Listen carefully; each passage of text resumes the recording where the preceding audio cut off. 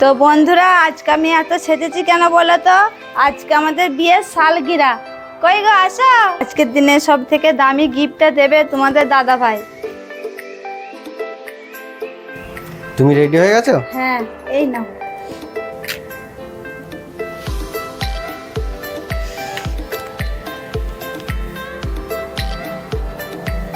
আজকের দিনে আমার কাছে সব থেকে তোমার দাদা ভাইয়ের দেওয়া দামি গিফট এইটা।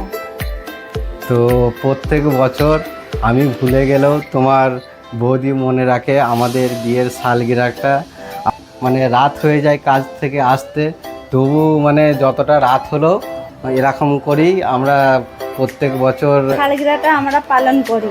যে যত রাতই হোক আমার হাতেও সিঁদুর সেদিনে পড়বি।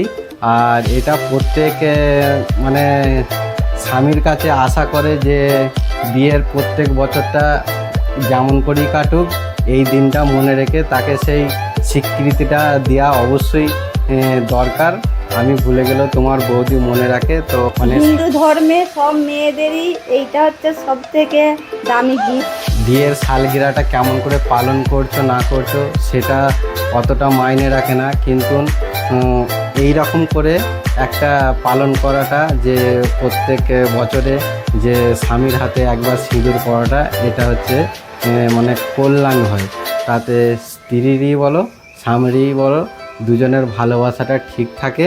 বছর তোমার বৌদি আশা করে থাকে এই দিনটার জন্য।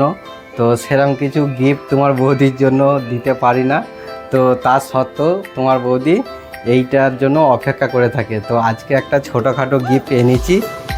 তো আজকে গেছিলাম, ছুটির দিন ছিল, ওই জন্য আজকে একটু ভালো করে পালন করলাম। এই ড্রেসটা ওকে আমি আজকে এনে দিয়েছি। আর আমাদের বিয়ের সালগিরাকের নিয়মটা তোমাদের কাছে কেমন লাগলো অবশ্যই কমেন্ট করে জানাবে।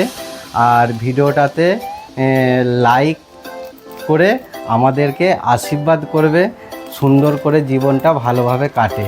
তো আমরা এখানেই শেষ করলাম। আর আমাদের যারা ভালোবাসো তোমার বৌদিকে অবশ্যই গিফট দিতে ভুলবে না কিন্তু। তো আমরা ভিডিওটা এখানেই শেষ করছি। টাটা বন্ধুরা।